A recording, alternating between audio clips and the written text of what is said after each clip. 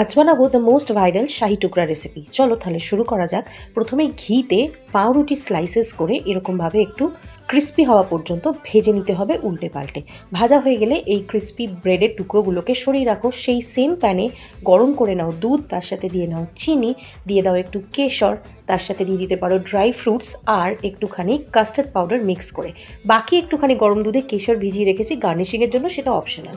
এবার সবটা ভালো করে নাড়াচাড়া করে একটুখানি থিক হলে দুধটা পরপর পাউরুটিগুলো এরকমভাবে সাজিয়ে নাও আর তার ওপর দিয়ে ঢেলে দাও এই যে মিক্সটা তৈরি করলে, যে রাবড়িটা তৈরি করলে ইনস্ট্যান্ট রাবড়ি, সেটা দেওয়ার পরে ভালো করে এটাকে ভিজিয়ে দাও পাউরুটিগুলোকে, যাতে পাউরুটিগুলো একটু সফট হয়। ওপর থেকে গার্নিশিং করতে পারো ড্রাই ফ্রুটস দিয়ে আর কেশরের দুধ দিয়ে, এটা কিন্তু অপশনাল।